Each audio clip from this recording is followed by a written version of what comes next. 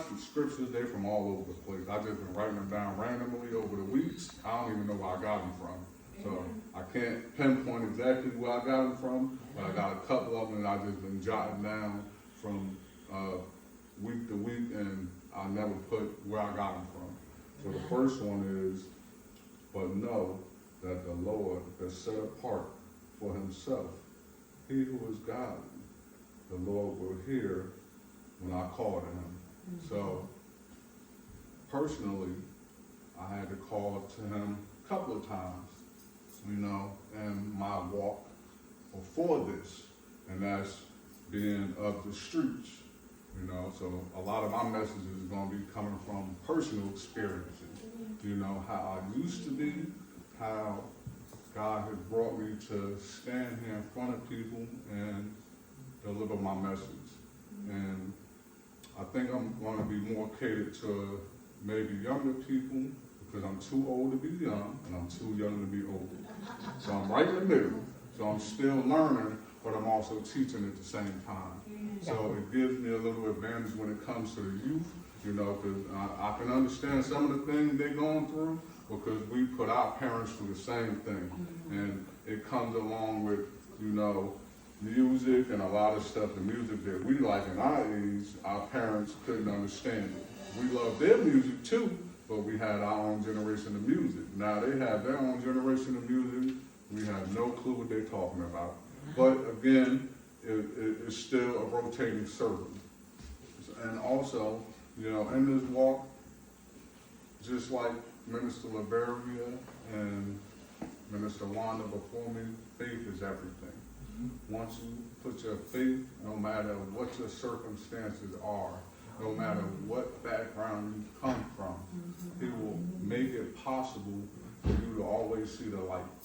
Because it's been a lot of dark places that we put ourselves in. And knowing that there is a God, Jesus, Allah, whatever you want to call him, there is something that's higher than you. I used to work with a person. But here's Jesus. And he said, I don't believe in none of that stuff. I said, are you sure?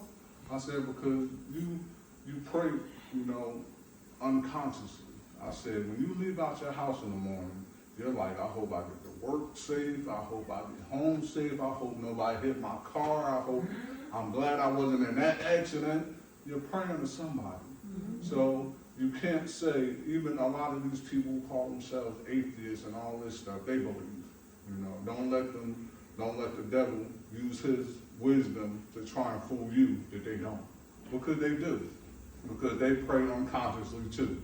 Because it's times in their lives where they say, I'm an atheist, but behind them closed doors, they praying and crying just as much as anybody else.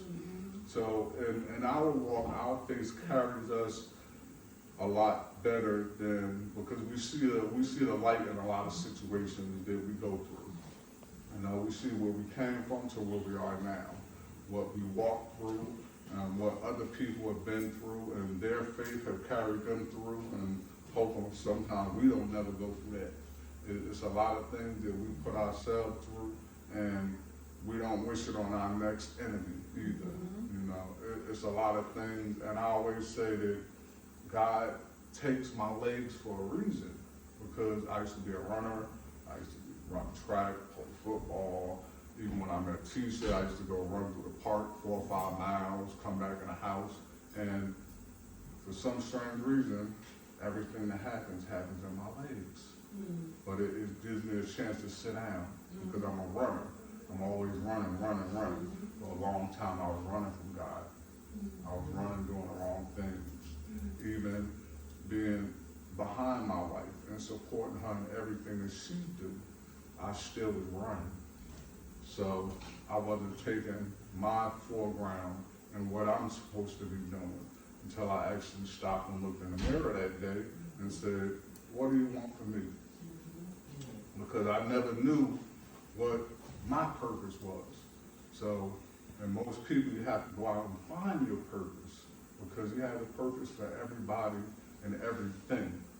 And if you don't stop and ask them for it, He'll let you run amok. He'll always be there to provide for you. He'll always keep you safe, but he will let you run until you come back to him. And most people, you know, do it in older ages. You know, they wait till they're on their deathbed, they wait till, you know, they get a lot older, but he started to show me things periodically. You know, move this way, move that way. Don't do this, don't do that. And I started to listen. I said, okay, this is a little different for me. Because before, I never thought I did hear him. But I was always hearing him, but I was chosen to do opposite of what he wanted me to do. So at this point, he's given me a platform, even behind my wife, to go and talk to other men, talk to younger people, and just get them to understand that you can put yourself in a dark place, but you can also have that faith to get yourself out of that dark place too. Because it's never, your yes is your yes and your no is your no. And a lot of people have to understand that in life. And sometimes you say yes too much, and it becomes your no to your doors. Your doors are closing while other people's doors are open. And then you have to reverse that and say, you know what, I need some of my doors to start opening and let everybody else choose their own path. You know, because you're trying to help so many people in life, and a lot of times the discouragement is the backfire. You know, you're out there, you're helping, you're doing this for everybody, and then as you get older and older, that circle gets smaller and smaller and smaller. And then you find yourself sometimes in a lonely place because your circle is so small. It's like, okay, I can't tell everybody what I'm going through, but I have this person for this person for that, this person for this. And as you're walking in life, you tend to, and I was that person. I was that quiet person. Y'all met me at a more quiet level in my life, but I was always the quiet one in the background, sitting in the back, just chilling out. And they said, oh, your husband's so quiet, and whatever. Your husband's so quiet, he's always in the back, he doesn't, you know, really talk to nobody. But I thought that was my purpose in life, to be the observer. You know, I have a good, what they call it, I can feel people. So when I get around certain people, I know whether they're right or wrong. Certain people, they just don't rub you the right way. You get around them and you're like, okay, not my type of people. Let me stay on this side. But it's always one or two that everybody else might not get with, but you can get with that person. Because again, I had the same, you know, and when they talk about aura and, you know, spiritualness, and it's all real. Because again, you can only listen to what is true. And you know when somebody's talking truth to you, and you know when somebody's hitting you with the BS. Because that's the conversation your mind is thinking about what you get on Amazon tomorrow. You know, they're steady talking, and you just thinking about everything else, what I'm gonna eat tonight, you know it. But again, then you have that person that you get in a conversation, and it might be that one time, and you're just so engaged in that conversation that you don't want to let it go. But God puts people in your spirit and your path for a reason. Some people are like the wind. Sometimes you get that good wind that comes by, you're like, ooh, that feels so good. And sometimes you get that wind, you be like, I'm going back in the house. This wind is not for me today. But again, you have some people like that. You have some people that come by like the wind, and some people that just circle around you like vultures. And you're like, okay, when is this person just going to leave me alone? But they keep calling on you and calling on you. And sometimes you don't know, that might be your assignment. That might be your assignment, you know, for God to tell you, you know, you got to get this person out that dark place. Because sometimes you're thinking about the situation, their situation, but it might not be their situation. It might be a situation that they put themselves in, but they need a little guidance to get out of it. Your assignment. I think that's what God has been doing for me, you know, being able to vocalize a lot of things I have in my head. You know, a lot of people come across me, and as I talk, they say, this is a smart guy. He's really smart. He knows a lot, you know, and I just use that to engage in conversation. you know, because I deliver a lot of places, you know, black, white, Indian, you know, and I always get in a conversation sometimes. Sometimes I overshoot the conversation and I'm there for like an hour when I could have been there for 15 minutes. And then my wife calls me, where you at? Oh, I'm just leaving the person's house, you know, but sometimes I do believe that that conversation is needed for that particular person. Because sometimes you get them people you run into and they pour out to you, and you're like, why is this person talking to me so long? You know, but sometimes they do need guidance. And every time I talk to people and I tell them, I say, look, you know, the first thing I had to do was stop and look at myself in the mirror. Once I stopped and really saw who I was, then I was able to fix myself. And you can't fix yourself, you know, if you're trying to be out here and fix everybody else. You know, sometimes you got to stop and fix your wrongs first, and then you're able to move on to help somebody else. Because now you understand that's why I got being with God, Apostle, over the years. There was a lot of things I wasn't seeing in myself. But as soon as I stopped and looked in that mirror and replayed a lot of that stuff, it helped me out better in life. Because then it made more of a smile. It made a lot of things, you know, come to pass that I just didn't see, and I was carrying it with me like baggage. And I was so scared to let it go because I thought it defined me as a person. But in actuality, it didn't. So, you know, there was a lot of people I had to let go, a lot of things I had to let go. And sometimes you have to be to yourself, even though you may be married and, you know, in relationships, sometimes you have to be to yourself to bring out what God has for you. Because sometimes that person is for you may not be for you. Sometimes that person that may be with you may not be there to be with you. So at the end of the day, God has a story for everybody and a path for everybody. And He's just sent me up here to say that your path is no different than a lot of other people's path. And until they start looking at their path and see what they need to leave behind, and the one step in front of the other, one foot in front of the other, the old sayings, you know, you can't do nothing just standing still.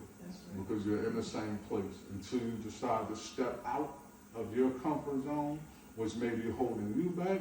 That's what you got to do. And that's what I had to start doing in life, is starting to get out of my own comfort zone and get a little uncomfortable. So people can hear my message and hear my voice, you know, because teacher always had a voice. You know, she come in the room, everybody gravitate to her, and I'm like, okay, let me go sit over here in the corner, you know. But sometimes, you know, it's for me to come out and share my voice too, and share my experiences. And, you know, I may not be able to touch everybody the way that she does, but I do touch some people. You know, you touch me. I do leave my mark on, you know, people I interact with. And I'm glad that they see me as a person, an honorable person, number one. Because I want to, you know, I want to do that walk of close to Jesus too, just like everybody else is trying to get to. We're not perfect. We're always going to stumble. We're always going to have, you know, turn a blind eye to certain things that we know are right, you know, but we choose to do the wrong thing. But that's okay, because God is a God of second chances. He's going to give you second, third, fourth, fifth. He's going to give you as many chances, but He knows your heart also. Because sometimes your mind overrides your heart. You know something is good in your heart, but then your mind overrides it, you know, for the time being, whether it be emotionally, whether it be just something that you're going through. So sometimes you have to step back and listen to that heart and make it make sense. As everybody's saying nowadays, make it make sense. You know, so sometimes that's how you end a lot of these conversations. Somebody talking to this foolishness, and you start to say, look, make it make sense. Because I was getting that a lot in the house. Like, I was talking, I may say something, she was like, make it make sense. And I'm like, okay, I really can't. So, okay, let me find another way to get out of this. You know, so, again, certain things, and it's funny because, you know, I look at, you know, the kids and how they're growing up, and they have a lot more, you know, they really need to be grounded in faith, you know, because they're going against a lot compared to what we had to go through. And we try not to take them through the things that we went through, you know, coming up. but their fight is a lot different from ours, you know. So we really have to try and keep as many of them as grounded as possible to know it is light at the end of the tunnel. It's not always going to be bad, whether it be a child, a grandchild, a niece, a nephew. That's why everybody decides to call me uncle. Because again, I can talk to little kids, I can talk to middle aged. But Uncle Darrel, they grown calling him Uncle Darrel. It's okay, because again, at least they have somebody that knows that they can come to and say something. And they can say it in a trusting way that it won't sometimes get back to their parents, you know, because they just need that little bit of advice from someone other than their parents. And that's fine. I'll be that person for as long as it takes, because now I'm starting to find my purpose. And as long as I'm truthful in what I say, that's what people take from it. He's a truthful person. He's going to tell you like it is. He's going to tell you if it's up, it's up. If it's down, it's down. That's it. I don't sugarcoat it. I just tell it straight out. And if it hurts your feelings, I'm sorry. Just charge it to God. Because he didn't want to hurt your feelings, but he sent me to do it.